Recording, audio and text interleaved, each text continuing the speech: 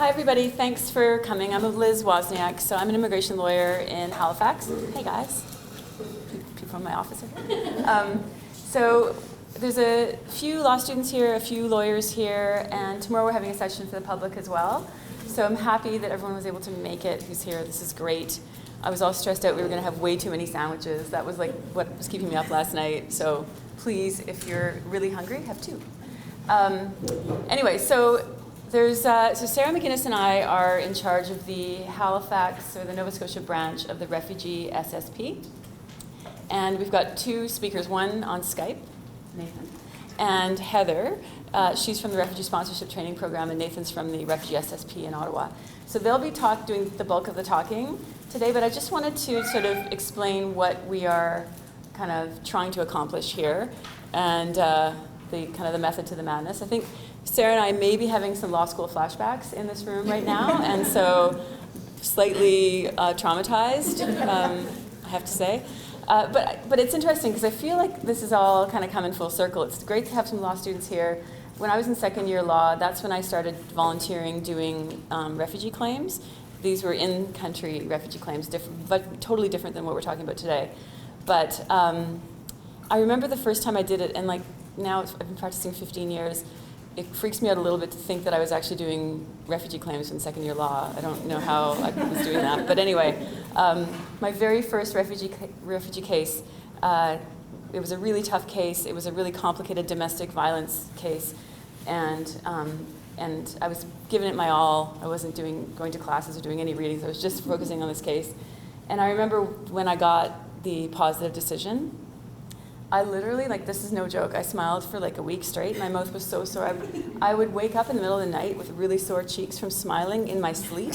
And I remember, I was like 26, I remember thinking, wow, like, so this is probably what people feel like when they have children. Like this, I feel so great. And then when I had children, I wasn't smiling for days. So like, it was such a great feeling to help somebody to feel like, you know, that in that case, it was a really dicey one. It could have gone either way. And I really felt like, you know, my tenaciousness, probably nothing else, helped push it over the edge. And I feel like that's kind of what we're trying to do here. You know, we hear a lot in the news these days about the refugee crisis. You know, obviously there's Syrians and Iraqis that we're very concerned about, but I think there's a real need and for us to be compassionate and help out when we can with everybody. You know, like we were just talking with Heather about, you know, there are generations of refugees in refugee camps in other parts of the world who also need help, and it's great for us to learn some technical skills to be able to kind of roll up our sleeves and help with the paperwork. When Sarah and I first kind of started wanting to get involved in this, we were like, okay, so maybe as lawyers we could raise some money, because lawyers, you know, we can maybe, you know, hit up some firms for some donations. But it doesn't seem like money's the issue. It seems like the technical help with the paperwork is a barrier for people. And you know, the first group that I'm just working with now, it's a group of about 5 different churches that have got together. They raised $50,000 in about a month.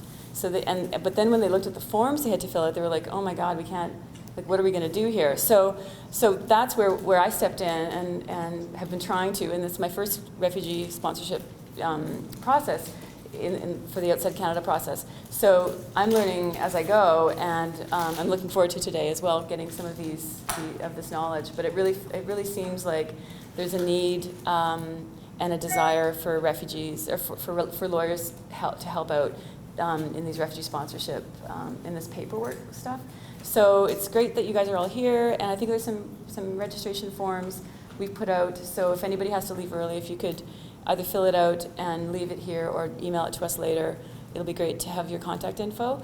And I'll turn it over to Nathan, who's going to introduce the Refugee Sponsorship Support Program and explain to you what that is, and then we'll turn it over to Heather, who will actually do the training.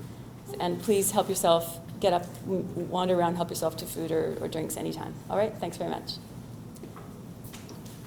Thanks so much, Liz. I'm Nathan Benson. I'm the brand new Director of the Refugee Sponsorship Support Program. And in fact, I'm so new that I haven't officially started yet.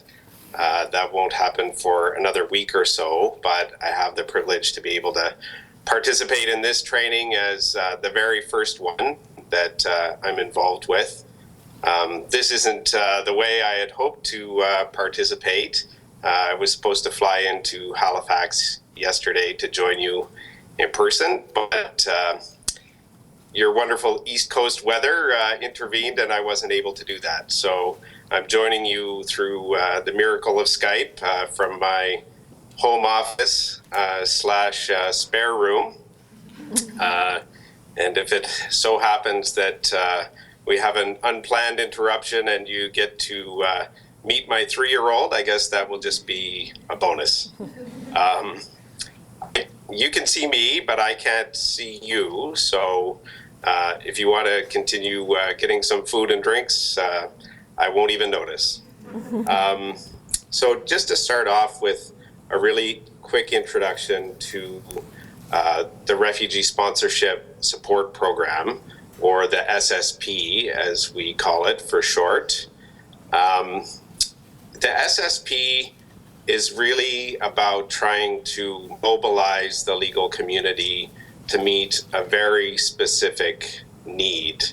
As Liz just described, in very compelling and personal terms, there's a global refugee crisis, and we all know that. The scale of the crisis with Syria and Iraq alone is very daunting. But globally, there are somewhere around 20 million people who are currently displaced, and they need safe places to live, to thrive. Canada is the only country in the world that allows individual Canadians and groups of Canadians to get directly involved in helping to solve that crisis by sponsoring refugees to come to Canada through the private sponsorship avenue, which is an amazing opportunity for individual Canadians and groups of Canadians to really have a direct impact in addressing that ongoing crisis. But the problem is that the process is really complex. It can be long, it can be difficult to navigate for people who are not familiar with the process and who are not legally trained. And so the notion behind the SSP is really to mobilize lawyers and people who are legally trained across Canada to help those Canadians who want to sponsor refugees to do that more successfully, so that they can do it faster, so that applications aren't refused, and so that Canada and Canadians can be more successful in responding to the crisis. So that's the basic concept behind the SSP. It's a very new initiative. The first training occurred in Ottawa in October. Halifax today is the 9th training, and Fredericton on Monday will be the 10th. But it's a program that has grown and scaled up incredibly quickly. There are now over 1,000 lawyers and law students across the country who have responded and who are participating in the program, getting training and getting ready, or in some cases actually already helping sponsorship groups. I think Heather there. Heather, can you just tell me if everyone can hear me okay? Yeah, we're doing our best. I think everyone seems to be nodding their head. Yeah. Okay, great. So that's the basic concept of the SSP, and really the response from the legal community across Canada has been staggering and unbelievable. It's clear that people really want to help address this problem, and are just getting involved in any way that they can to help. So I really want to thank Liz and Sarah for doing an incredible amount of work already to get the Halifax chapter of the SSP up and running, and to organize this training and bring all of you here today in order to be able to participate. That's really incredible work that they've been doing, and a huge thank you to them for that, and a huge thank you to you as well, for your initiative to want to participate and for coming out on a Saturday to take the first step in terms of participating in this training. And before, in a few minutes, Heather is going to give you some incredible training that's going to be really helpful to you. But I just want to kind of set the context for that in terms of saying that you're really going to be part of something very important and very special here,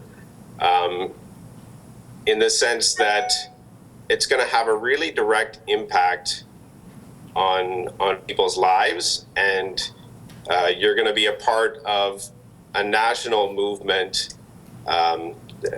that's trying to have that impact. So people are living in horrific conditions. They need a way to get to safety. Canadians are mobilizing in order to help them do that, and you're going to be a really key part of enabling that to happen. So you should feel really proud about your participation in that, and I'm proud to be a part of that with you. The last thing I'll say is that for some of you, this is going to be new territory. Probably, I don't know all of your backgrounds, but probably for most of you, you've never done a sponsorship application. You've never been involved in this type of work. But I want to reassure you at the start that you can absolutely do this. You have all of the skills that you need. You will have all of the resources that you need. We're here to help. Liz and Sarah are there to help. And, you don't need to be concerned about whether you have the ability and the tools that you need to do this. Just to give some context to that, this process is something that individual Canadians are currently doing on their own for the most part, with no legal support. So the opportunity for them to have trained lawyers involved in that process, who are going to act as guides to help them navigate that, I think is going to be an amazing help to them. The training today is really the first step of familiarizing yourself with that process and what it involves. But it really doesn't end there. There are a lot of resources that are available to you as you get involved with the program.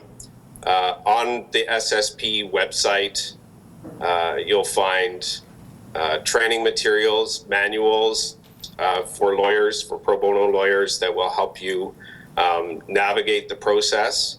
And we have also assembled and are continuing to assemble a roster of experts, people who really know this area, who are available to answer questions, to provide help when problems arise, to review applications to make sure that they're properly done and they're going to be successful. So there are a lot of ongoing supports that are available to you as you get involved in this work. So as Heather gets into the training and you start to think, this is maybe a little more complex than I thought, or it's a pretty involved process. Just be reassured that there are resources there to help you. And we're going to be right beside you there the whole way. I'll finish by just kind of talking a little bit about the partnership between the SSP, the program that I'm involved with, And the Refugee Sponsorship Training Program, or the RSTP, which is the organization that Heather works with. So as I mentioned, the SSP is a very new program. It's only been in existence really since October and is in the process of scaling up across the country. It's based out of the Refugee Hub at the University of Ottawa Law School. And I'm as new to this as you are, actually, and in some cases probably even more new. By contrast, the RSTP has been around for quite a while, and they are absolute experts in this field. They really know this stuff inside and out. They're involved in training individual Canadians and groups of Canadians to be able to navigate the sponsorship application process, and now have partnered with the SSP to provide training directly to pro bono lawyers as well, who are going to be helping out with that process. And it's an indispensable partnership.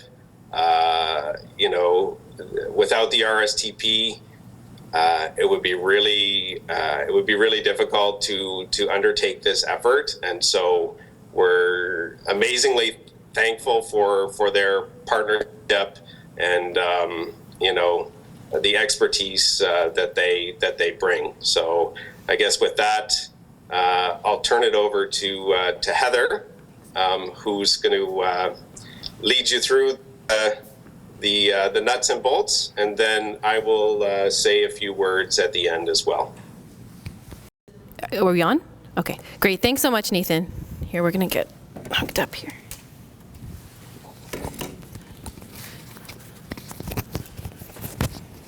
Perfect. Thank you so much.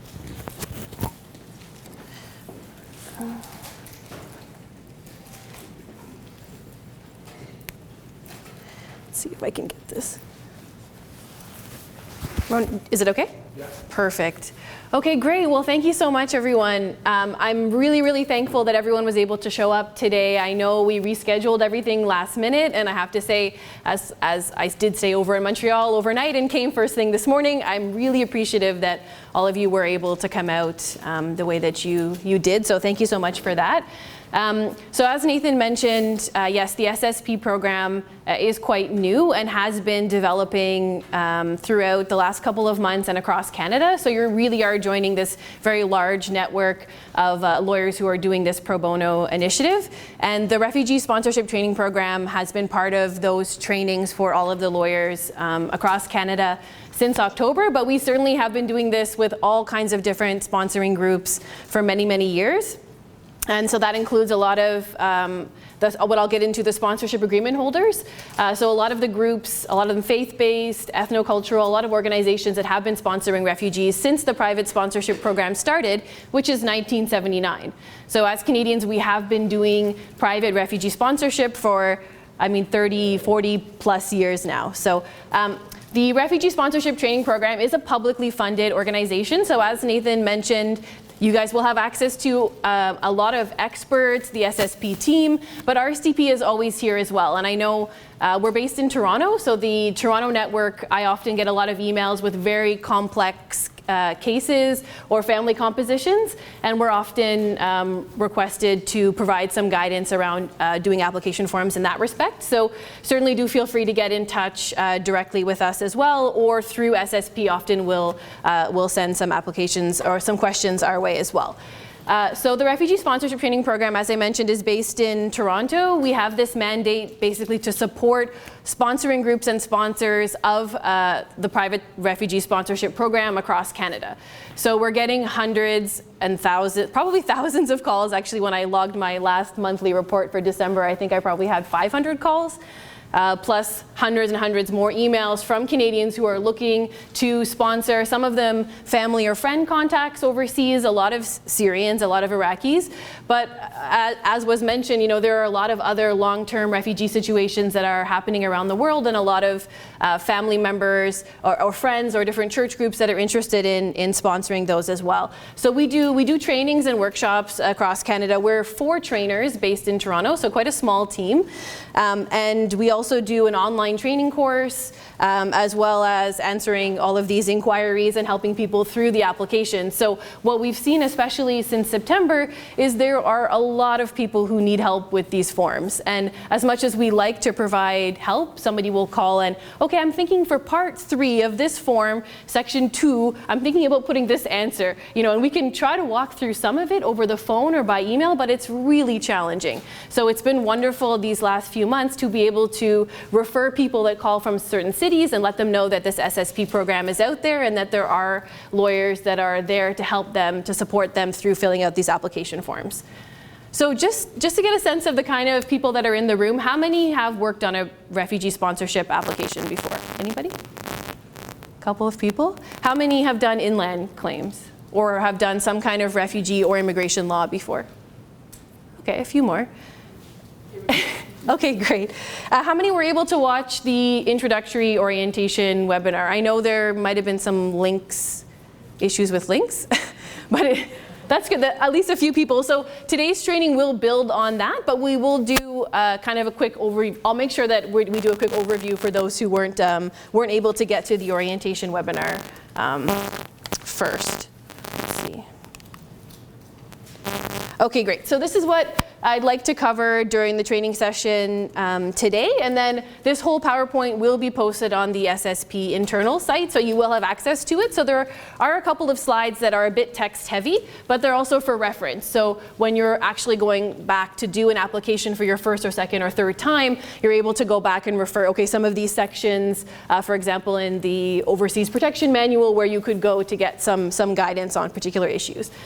The other thing that I'll just flag from the beginning is, as you'll know, since November, the Citizenship and Immigration Canada is now Immigration Refugees Citizenship Canada, so IRCC. Sometimes I will slip and call it CIC, but it's the department formerly known as CIC. It's now IRCC. So that's something that I apologize in advance if I slip into CIC, but I think it should be fine. So I'm going to jump right in and go over what Canada's refugee resettlement program looks like. So there's 4 different categories through which refugees can be resettled to Canada. And we are primarily going to talk about the private sponsorship stream, because that's the one where private sponsors, individual Canadians and organizations in Canada, have the biggest role to play. They can actually identify or name a refugee that they would like to sponsor, and then they provide all of the funding and settlement support for the first 12 months that the refugees, once they arrive in Canada, so during that sponsorship period. And then all the way on the other side of the spectrum, we have government-assisted refugees who receive 100% of their funding through the government at social assistance levels, and they receive settlement support from government-funded settlement agencies. And those are referred to Immigration, Refugee and Citizenship Canada by UNHCR. So you'll see that all of the refugees through these programs that get some government support, Canadians themselves are not able to name a refugee for that program. So if Canadians are aware of a refugee overseas or become aware of one, then the only way that they can actually name that person to sponsor is through the private refugee sponsorship program. So for example, if there is a family connection or a friend connection, someone has worked overseas, it's only through the private sponsorship system. I'll also mention a little bit on the blended visa office referred program, because I think you'll see a lot of sponsoring groups will be selecting refugees that have been referred by the UN, and they receive a little bit of government funding as well.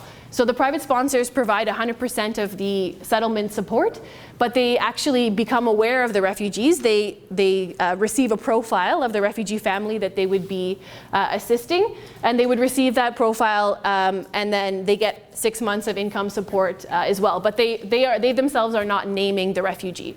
So if you are supporting a group that is sponsoring a blended visa office referred program, then you'll only be assisting with the sponsoring group side of the forms, because the UN would be filling out the refugee applicant forms overseas before the refugee would be coming. So in that case, for the refugee side of the forms, it would only be with privately sponsored refugees that you would be filling out those applications. But the sponsoring group applications, we'll go through them as well. They are also a little bit challenging to get through as well. So there are 3 different ways that Canadians can sponsor refugees. 3 different categories under the private sponsorship system. The first one is a sponsorship agreement holder. So I know there are a couple of them in Halifax. ISANS is one of them. There's the, I think, Archdiocese of Halifax. And then there are other larger national sponsorship agreement holders, like, for example, the United Church or the Presbyterian Church. And then they have many what they call constituent groups that sponsor under them.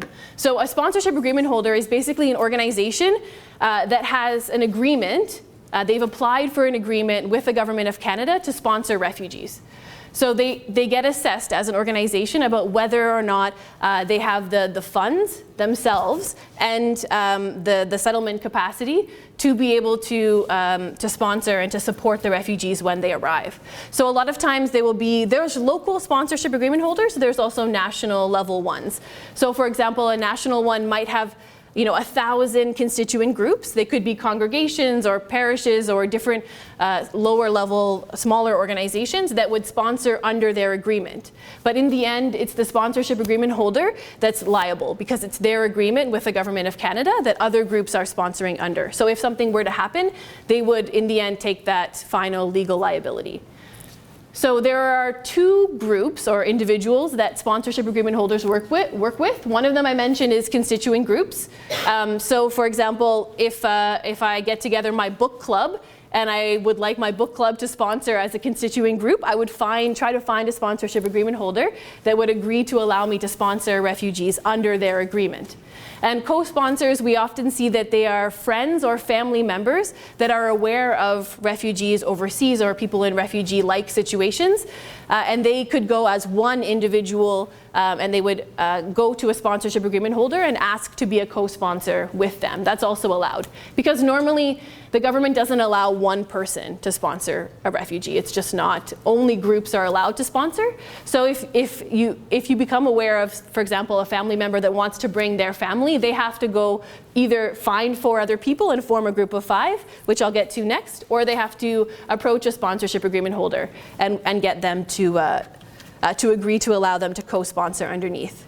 So as I mentioned, these are either a person or a group that's been authorized by the sponsorship agreement holder, or for short we say SAW.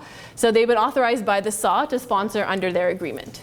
So that's one avenue, one category through which people can bring refugees. The other one, which I just mentioned, is Group of 5. And I have some information booklets here if you'd like to take one towards the end of the session. But Group of 5 is basically any 5 Canadian citizens or permanent residents that come together and make that commitment for 12 months to provide financial and settlement support to a refugee or a refugee family.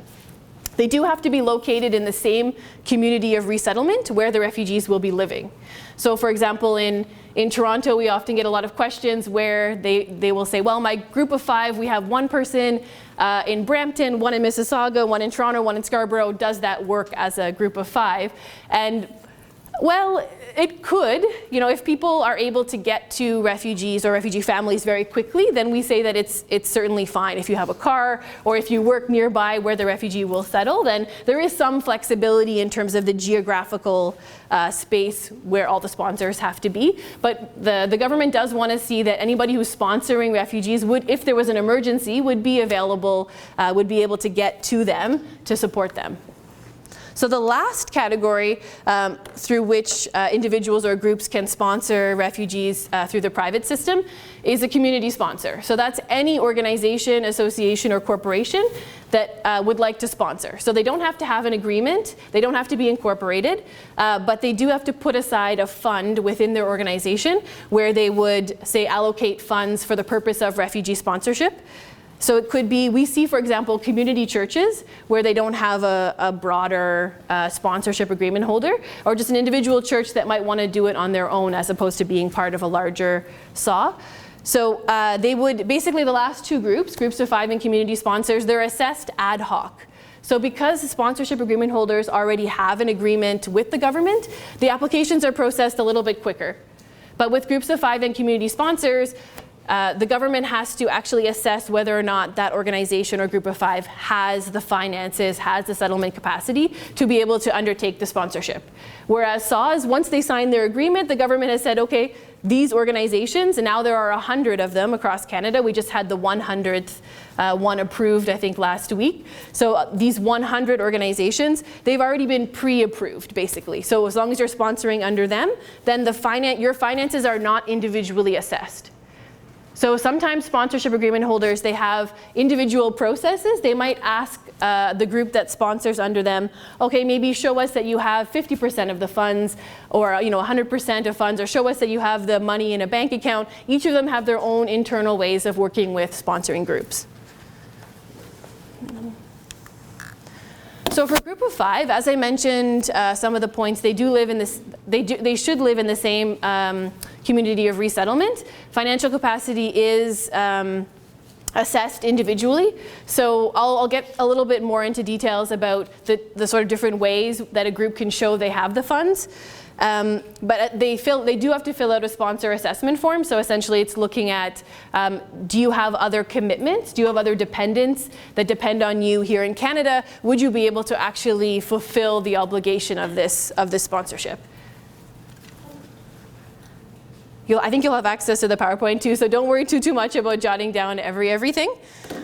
So that's just sort of an overview of the different sponsorship categories, and I'm going to get into some of the changes. So things certainly have been changing rapidly since September, since the unfortunate incident of a boy who could have been potentially resettled to Canada, whose body washed up on the beaches in Turkey. I think since then, Canadians have been very moved and are mobilizing. And I think what was mentioned earlier around groups having a lot of money, and groups are fundraising, but it is the forms that really slow down the process a lot. It's a lot of bureaucratic hoops to jump through. And I mean, it's wonderful that all of you do have some experience with these kind of application forms and putting together a narrative around someone's reasons for having to flee.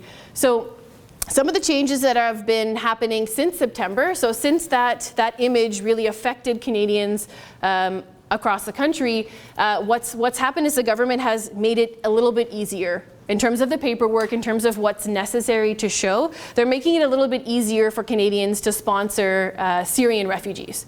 So since the end of September, only Syrians, not Iraqis. Some of these changes apply to both populations, but this particular one only does apply to Syrians, that they're recognized on a group prima facie basis. So it means that once a Syrian has left Syria, they've crossed that international border, they've had to flee because of some reason, whether it's, and I'll get into the two definitions, whether it's an individual persecution or fear of being persecuted, or it's a generalized violence or generalized context that they're in where there are human rights violations. And then as long as the Syrian has had to leave Syria, they're basically saying that there is no way at this point, within a reasonable time, that people are able to return to Syria. So in that way, when you're working on a Syrian application, the burden of proof that has to be shown in terms of supporting documents, in terms of the narrative, is lower than with other refugee populations. So it does make it a little bit easier to fill out those application forms.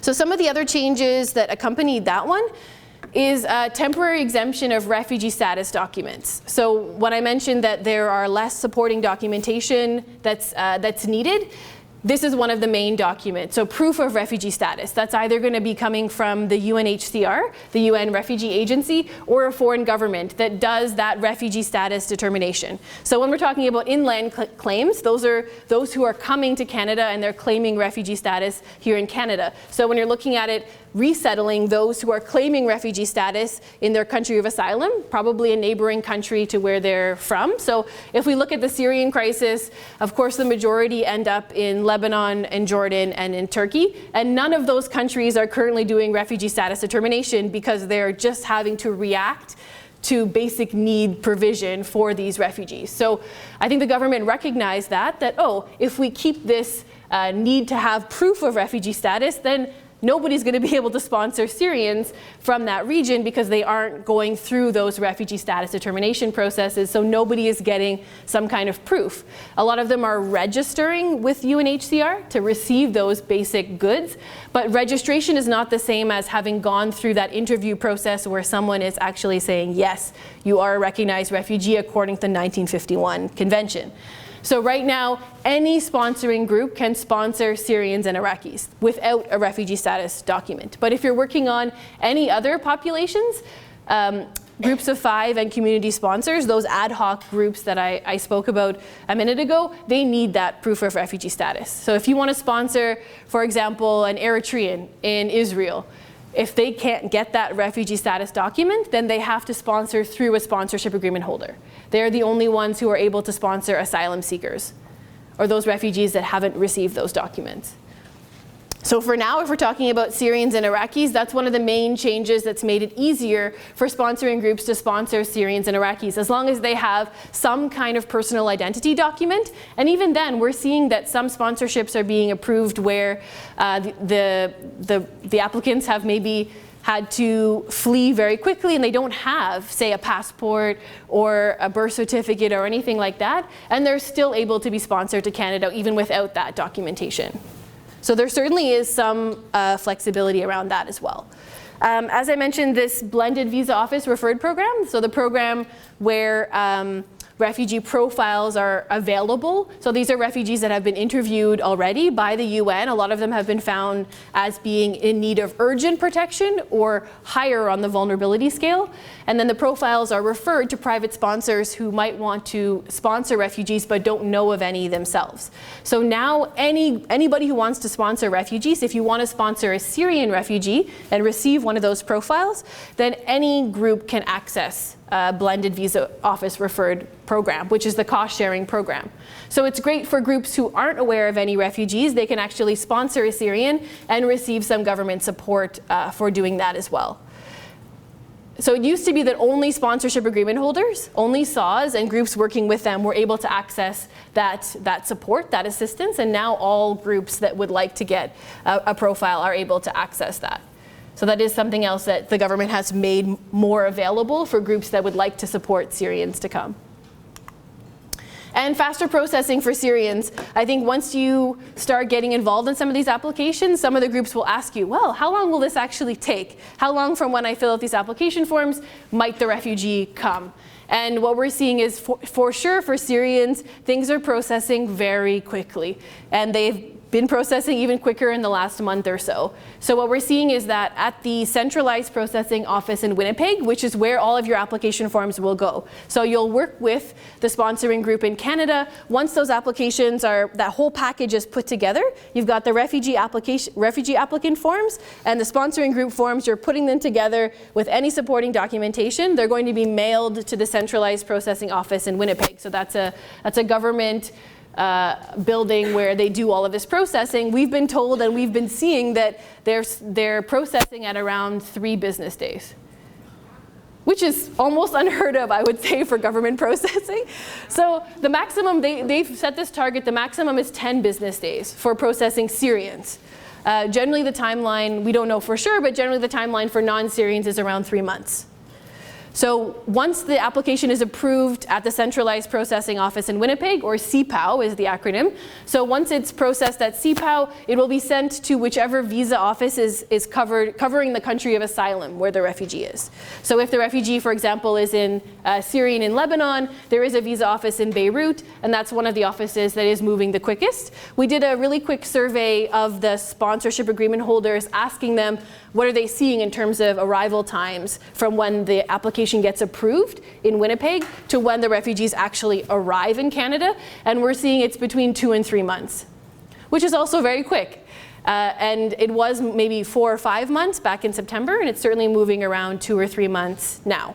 So if you are working with individuals, sponsoring groups, that's just something to keep in mind, to sort of let them know that in that area, that's been a priority of the government. I think because they've made that commitment to a certain number of Syrians, that they are certainly putting resources in place to make that happen.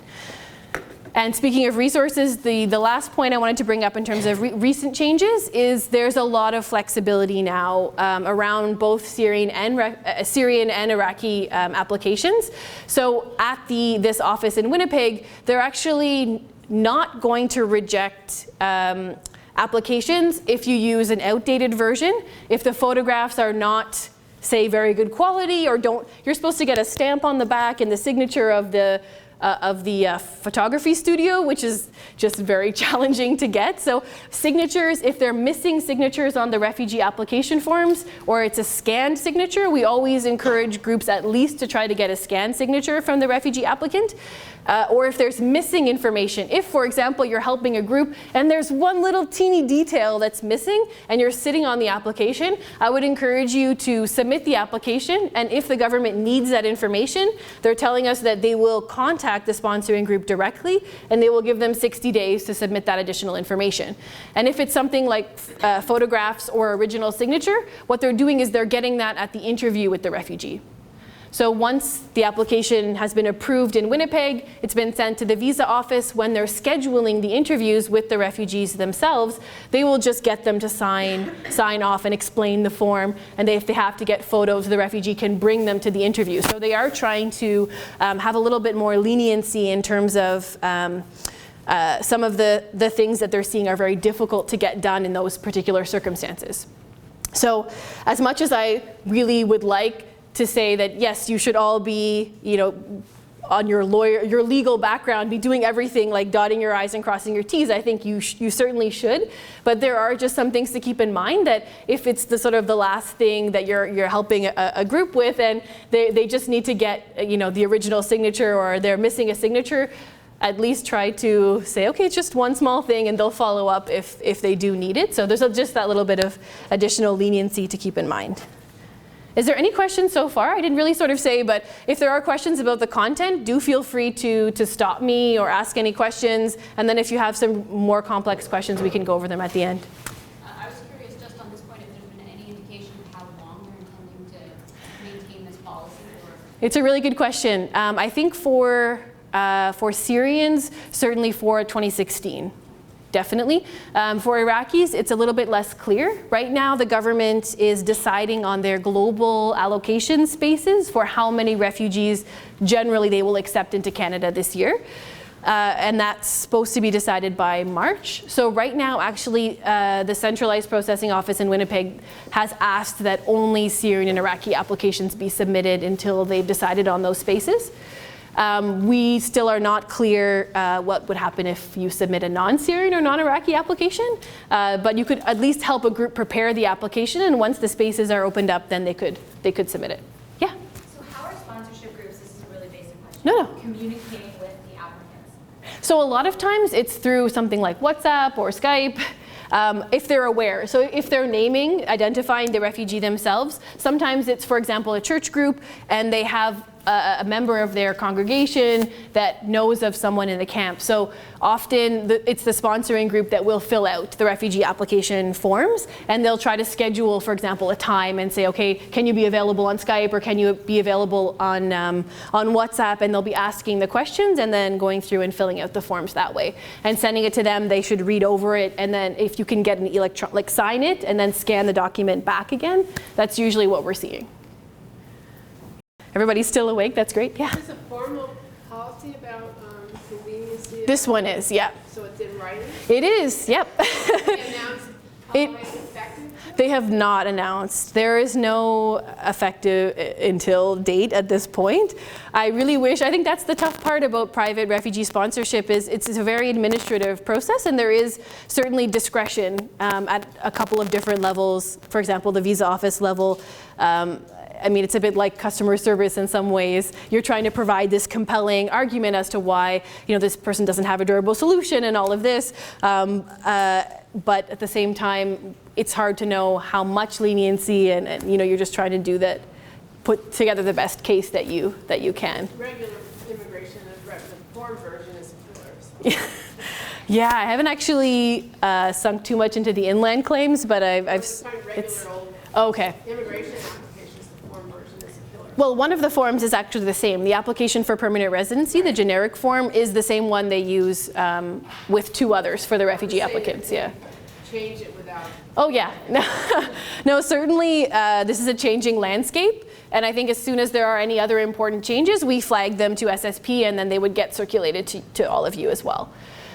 So next I'm just going to go over the eligibility criteria for the refugee applicants. So if you're looking at, with a group that's naming an applicant, they have to fulfill all of these criteria in order to be able to come to Canada. So first things first, they need a sponsoring group in Canada. I think there are a lot of SAWs that are getting messages directly from refugees saying, please, I need to be resettled. And of course, all of us are empathetic, but they do need to have a sponsoring group that is committed to providing that settlement and financial support for those 12 months in order to be eligible. The next one is that they have to be outside of their country of origin or their country of habitual residence. And the reason that the country of habitual residence is there is if they're living there for a period of time, then, for example, Palestinians in Syria, even if they're not born in Syria, that would be their country of habitual residence. So, because we often actually get a lot of questions about Syrians in Syria. And so it's not possible at this point to actually sponsor a Syrian who is still in Syria. They would have to leave Syria, and that's not something that we generally advise people. And I imagine as lawyers, you wouldn't want to necessarily advise someone to say, well, if you leave Syria, then you could be eligible for sponsorship. I mean, we provide the information, and we basically just tell them to make the decision based on the information that's there. And yeah, be outside of Canada is another eligibility criteria.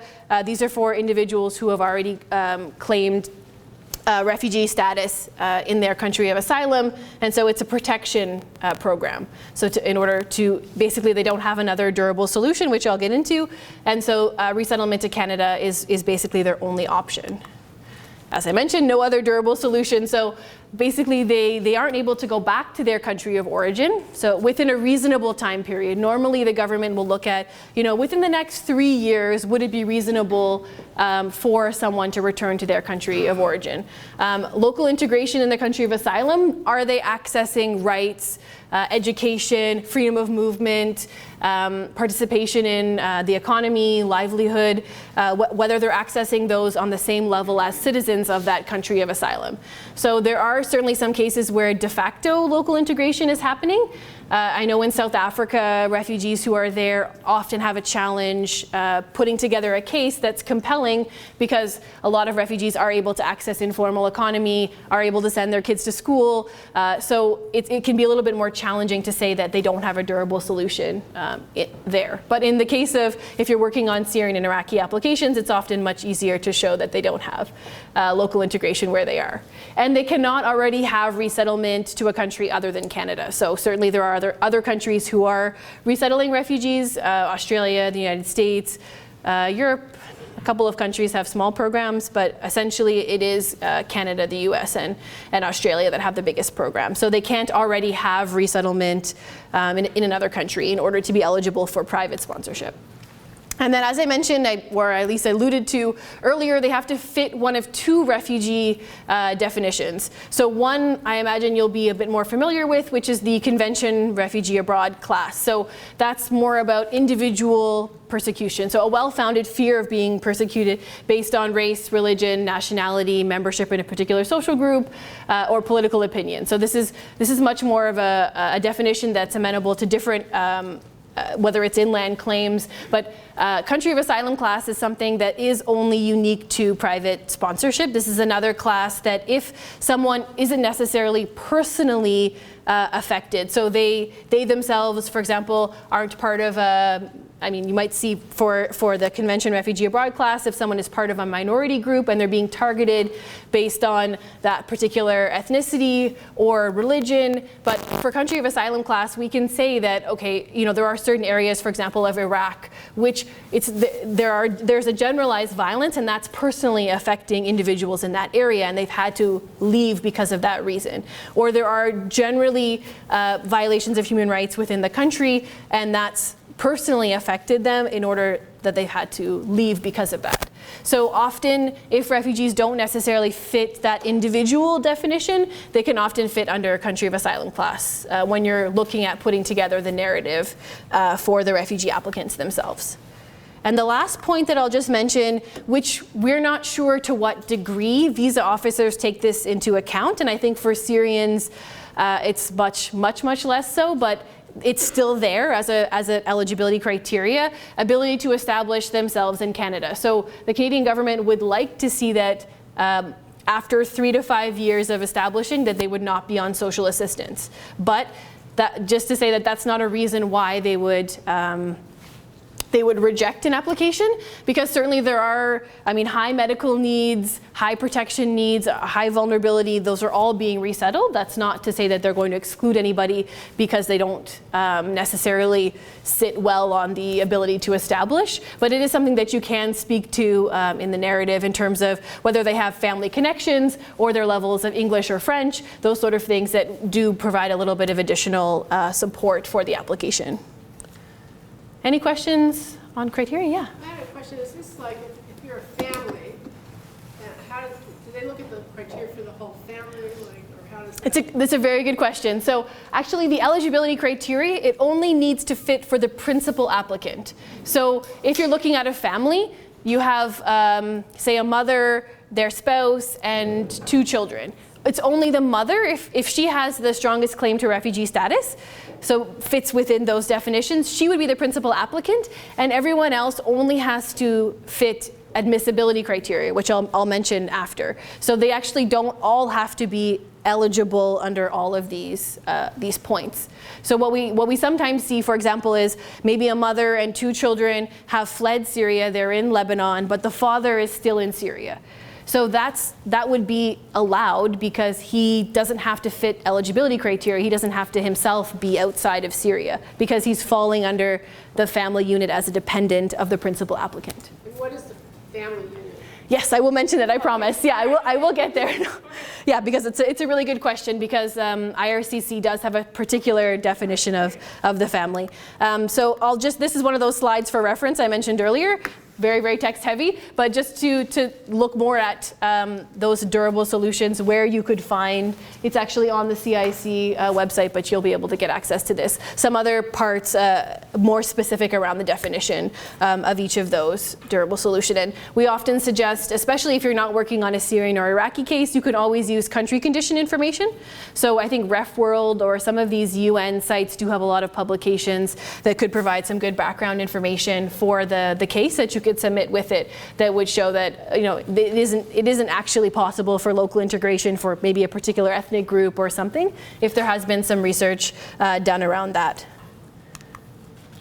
Okay, so before I get into admissibility and the family unit, these are some questions that have come up quite a lot in the last couple of months that I just want to say that they're probably more likely to come up amongst your group as well. So sponsoring Palestinians who fled Syria. So a lot of questions we get are, what kind of documentation? Are they eligible for sponsorship under those flexible arrangements that they have for Syrians? And we did confirm with the government in December that Palestinians who were born in Syria, born and raised in Syria, that have lived in Syria, but left Syria because they're no longer able to have protection from that country, they are being processed as if they're Syrians.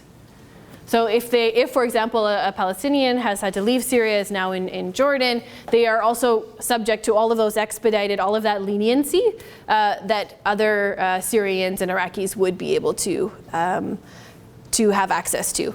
And Iraqi refugees from inside of Syria are also being sponsored. That's probably one of the only groups that we've seen that the sponsorships are able to be processed. It is a little difficult because interviews are not necessarily being arranged from inside of Syria, but they are doing things with like teleconference or video conferences or phone where they're able to do interviews more unofficially. But they are managing to get people, other refugee populations within Syria outside of Syria. Yeah. Okay, so a person who was born in Iraq, who fled to Syria and got some kind of refugee status in Syria, so like Iraqi refugee. Yeah, or even without status. Then we can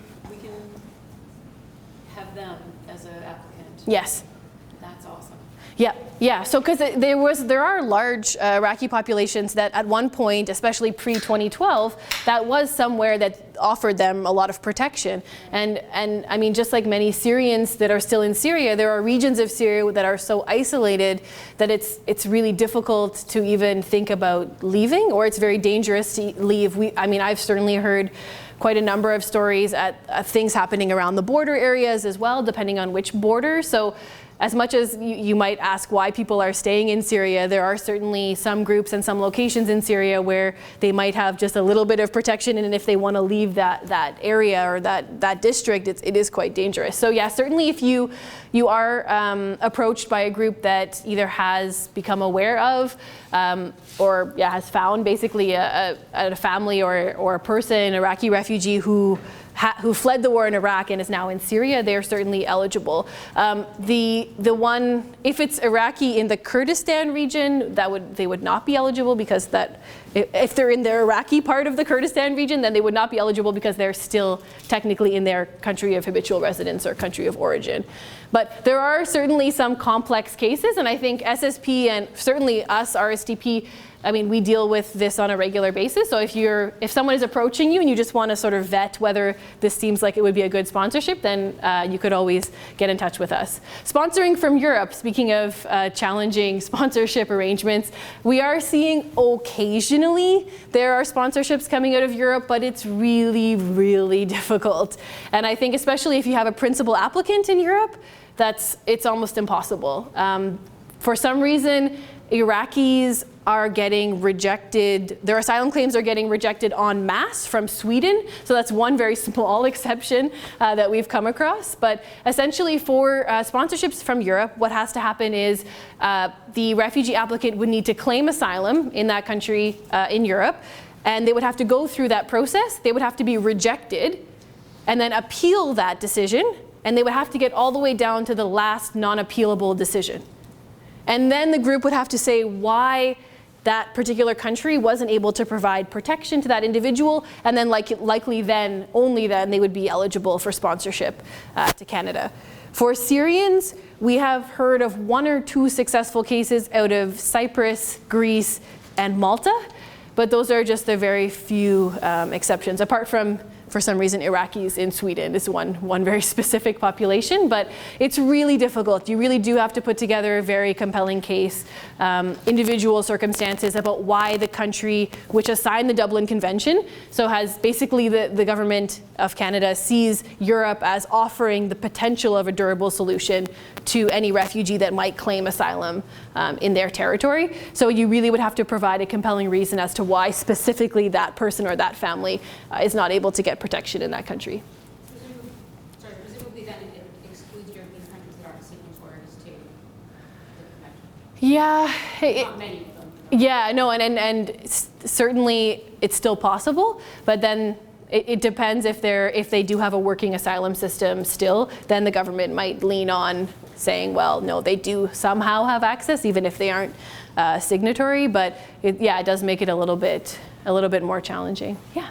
How does the government view applicants who are currently in Europe but they have family, for example, in Canada? Yeah, if they... Would they be more willing to accept that? They would if one particular case I was working on with an SSP group in Toronto. They have the principal applicant and 2 children are in Lebanon, and the husband, who is a dependent of that principal applicant, the woman, is in Belgium. So essentially what has to happen is she is eligible as a refugee applicant to be sponsored, and her two dependents would get that status through her. So they could go, and I'll get to it in a moment, but there is a provision called the 1-year window of opportunity. So he could be eligible under family reunification to come to Canada because she's the principal applicant. She's the one that has the claim to refugee status, and everybody would get derivative status through her. So, but as a principal applicant in Europe, it's almost impossible to get. Greece, I think they're starting to be a little bit of flexibility, because I think you can argue that in practice, people are not having access to the asylum system there because it's so backlogged. And the other quick point is around Gulf countries. There are a number of Syrians and Iraqis as well, but a lot of Syrians that had temporary work permits in the UAE, in Dubai, a lot of Gulf countries, and those work permits are expiring and they're not able to go back to Syria. So they might try to stay on, but they could be subject to, for example, a deportation order and forced to go back to Syria. So, for example, in Canada, we have I think a moratorium on returns to Syria, but not every country would have that. So if a country doesn't have a moratorium on returns, and then someone has this temporary status of having a work permit, then they would be eligible because of this prima facie status of Syrians. Once Syrians are outside of Syria, they aren't able to go back, they aren't able to locally integrate or have access to livelihoods in that country. You could argue that, they could be sponsored. And we have seen some successful Gulf cases as well. Before there's a deportation order? Yeah, even before there's a deportation order, yeah. And I think there is quite a lot of flexibility for Syrians at the moment, yeah. Sure? Similar for Iraq as well? Yes. I don't want to bring in politics too much, but I think, right now there is sort of this view that Syrians really don't have access to any durable solution, and the government has made some commitments around the numbers, whereas for Iraqis, the commitments that they made a couple of years ago have been met. So there's certainly a lot of flexibility, but I haven't seen myself, most of the Gulf ones I've seen have been Syrian. But in theory, it should be pretty much the same, just you have to provide more evidence because of that, they don't have that prima facie designation. Any other questions before we move on? So we talked a lot about eligibility, and we mentioned that it's the principal applicant that needs to meet all of the eligibility criteria, and then their dependents would fit under them and get derivative status, meaning that they would only have to fulfill admissibility criteria. So this would be medical, security, and criminality checks. And when we talk about medical checks, we talk about whether someone is going to be a public health risk. So not whether they themselves have leukemia or diabetes or epileptic or these sort of things. We are seeing that refugees that have their own personal medical needs certainly are being sponsored. That's not a problem. I mean, if they have a physical disability or something, they are being approved. So as long as they are not a public health risk and that they are fit to fly, when they do receive approval to travel, then then they would pass the admissibility check for the medical screening. For security and criminality, they're generally looking at whether someone has committed a war crime, a crime against humanity, and they often do a police check in the country of asylum. There are other processes they have access to, but I know some cases have been subject to Interpol investigation, but not too often. And I think it's really difficult to sort of understand what other security screening processes could be in place. But that's generally conducted by the Canadian authorities. Yeah. How are the security checks conducted when the applicants don't necessarily have a lot of documentation that we're talking about? Yeah. Passports and those certificates? No, it's a good question. It's not one that I necessarily know how far they can dig into it. I know for some who have been in their country of asylum for some time, they would have some kind of records, I guess, about what they've done there. But in terms of how far they go back or what they go back to, they would have access to things that were documented and shared between countries, but I'm not sure to what extent that comes in. So we're going to get a little bit more into the forms, and then I'm going to get into who exactly fits under the family and can fit on the forms. So this is a screenshot from our website, actually, the RSTP website. We often tell groups that the IRCC website is a little bit complex to navigate where all the necessary forms are. So we try to make it a little bit more simple for groups. So on the left side, right, on this side, we have the sponsoring group forms. So I'm going to get into those first, I believe. But you either have forms, a smaller amount of forms for those groups that are sponsoring under a sponsorship agreement holder's agreement. There's just a couple of forms. And then for groups of 5 and community sponsors, they have a little bit more detailed forms because they'll have to provide proof of funds that they can undertake a sponsorship. So I'll get, and there's some great instruction guides for each one. But one of the most important things I try to tell groups is first print off the document checklist for the sponsoring group and then the document checklist on the refugee applicant side as well. If we look at the forms necessary for the refugee applicants, the generic form, 100% necessary. Additional dependents is only if they have more than 5 children, that they're including children under 19, that they're including on their application, so generally not used. And then the Schedule A and the Schedule 2. For the use of representative form, as far as I know, SSP lawyers would not fill that out. It's essentially the tool that sponsoring groups would use in order to be able to, for example, inquire at a visa office overseas where their refugee application or for their applicant is being processed. So, for example, I had someone get in touch with me saying that, oh my gosh, the medical state of the refugees that we're sponsoring has deteriorated. They're in need of urgent care and they need to get here as soon as possible. So they wanted to email or call the visa office in Beirut. So they tried, and then the visa office said, well, where is your use of representative form? So even though he was the group representative that had signed on the sponsoring group side, they really wanted to see this use of representative form.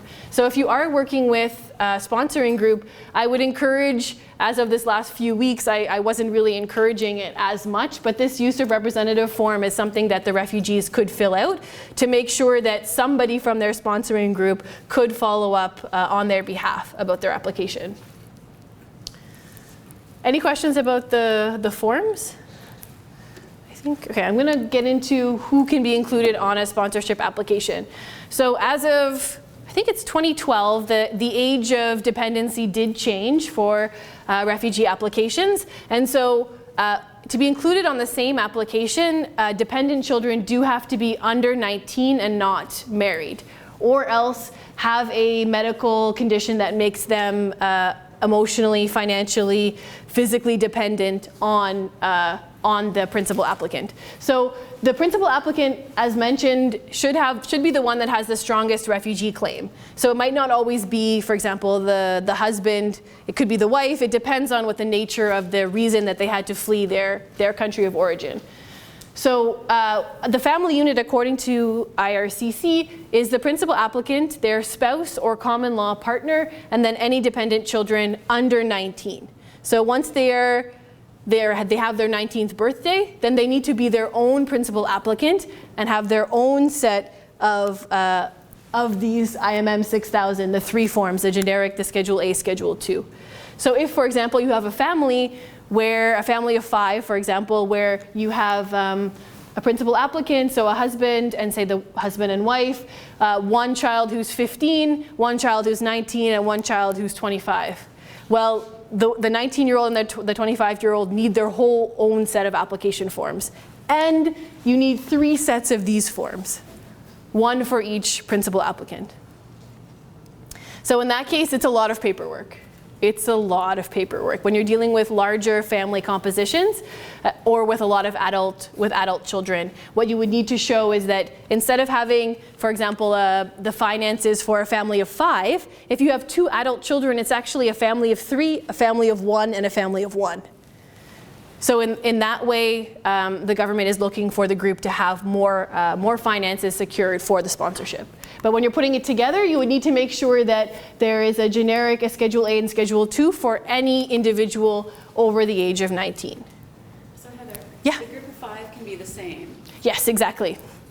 But it's just super onerous on them. It is very, very onerous because you're essentially doing a settlement plan for 3 people plus 1 person, but they're going to be living together probably and sharing a lot of the same the same things. So you do have to do some kind of budgeting and figuring out how to split that up. But when I get into the sponsorship cost table, you'll see how much more they would have to show being adult children versus if they were under 19. And so the other one that can be included, so this is generally the IRCC family unit, children under 19, a principal applicant and their spouse. And there are small exceptions that we don't see too often, but if, for example, the spouse or common law partner also has children from either a previous marriage or not from a marriage, they can also be included in the application if they're under 19. And also if your dependent child has a child of their own, for example, you have an 18-year-old daughter, she has a 2-year-old, of course that 2-year-old can also be included on the application form. Yeah? How do you define a group common law partner?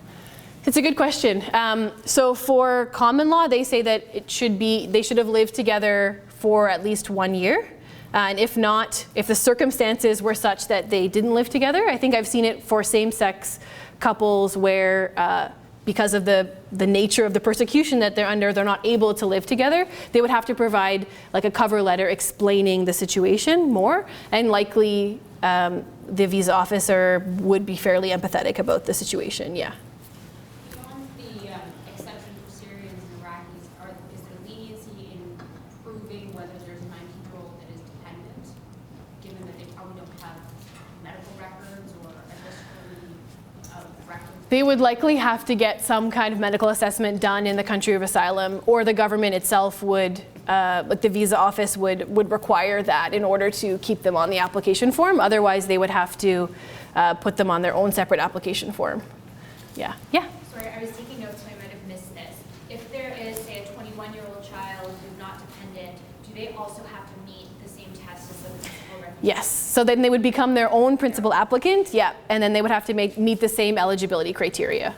Yeah. And you would recommend putting that all in the same package? Yeah. So you would have for example, if you're talking about a family of 3 and then 2 adult children, you would have the sponsoring group forms and the refugee applicant forms for the 3 people. That's one set. And then the sponsoring group forms and the one daughter family, the sponsoring group forms and the one daughter together, and put that all, if possible, in the same package to send to Winnipeg. There is one section, and I'll get to it, on the undertaking form, which is the first form that the sponsoring groups have to fill out that has their main information. This one, where under section F, there's a section to link application forms. So it's basically telling IRCC, okay, these families should be processed, or these people should be processed concurrently and arrive together. And I'll get to a screenshot of that very shortly. Yeah. So as I mentioned, yes, anybody who, apart from the principal applicant, only has to meet admissibility criteria. Otherwise, anybody who is a principal applicant in their own right would have to meet the eligibility criteria that we mentioned about durable solution outside of their country of origin and such like that. So linking applications, as I just mentioned, really important when you have the adult children, or if, for example, someone is wanting to also sponsor their elderly parents or grandparents, then you would indicate the principal applicant from that second application you would cross-reference on each other's undertaking. So if you have a family of 5 and 2 elderly grandparents, on the elderly grandparents undertaking, you would put the principal applicant from the family of 5 and vice versa, so that you're indicating to IRCC that, you know, it'd be great if you could have them all arrive together, or as close as possible together. So this is another slide that's for reference, basically to indicate the forms that would be needed to be filled out. For the principal applicant, the other just small side note is that any children, if they're 18, so that's a small, just one age window where they actually have to fill out their own Schedule A and Schedule 2. So otherwise, any 17 and under, the children are covered under their parents, and they would basically be listed in the generic form, but it's only any adults 18 and over that have to fill out the Schedule A and Schedule 2, which is around education, employment, military history, and the actual story itself. So there is this small window. If you do have an applicant that has an 18-year-old dependent, They are dependent, they are included, but they do have to fill out their own Schedule A and Schedule 2. I just want to mention about the signatures. I know I mentioned it as in terms of the flexibility for Syrians and Iraqis. So yes, scanned signatures are accepted for Syrian and Iraqi refugees at the moment, and we don't know for how long, but likely for the rest of 2016. But for applications that are not Syrian or not Iraqi, it's only if you do submit the application through a sponsorship agreement holder that you can provide a scanned signature. Otherwise, you have to actually have original signatures on the refugee application forms. Sponsoring groups, they always have to sign originally because it's a group in Canada. But for the refugees themselves, generally there is some flexibility. If you're going through a sponsorship agreement holder, then what the refugee applicant can do is just print off the form, sign it, take a photo of it or scan it and send it back to the group. But for groups of 5 and community sponsors who are submitting for non-Syrian and non-Iraqi, then they have to get original signatures. And we generally recommend to do it in blue pen so that it looks very original as well. So yeah, it's really, really, really tough. I know I've been working with one woman who's sponsoring her sister and 2 children out of camps along the Thai-Burma border. And it's really difficult for her. She had to actually physically DHL the forms to someone in the closest city who brought them into the camp, signed them, and had to bring them out again. Like it's quite an ordeal to get those original signatures. And the same thing with original photos as well. So each refugee applicant needs to provide one immigration size photo as well.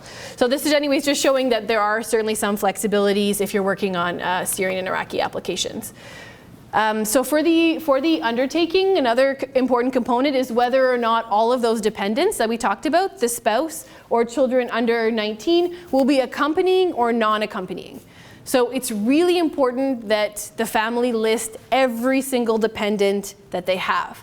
Sometimes I think refugees do get some bogus advice that, oh no, don't tell them about all the children because it'll be more difficult to get a sponsorship and you can just bring them later once you've arrived in Canada. No, that's not the case. If they're not listed on the undertaking, then the government will not allow them to come through any immigration stream in the future. Yeah? I heard some talk about whether you should list a family member who, if you think that family member may be dead. Yeah, so you should list, if they're not 100% certain that they're deceased, then by listing them here as non-accompanying, you're keeping the option open of bringing them.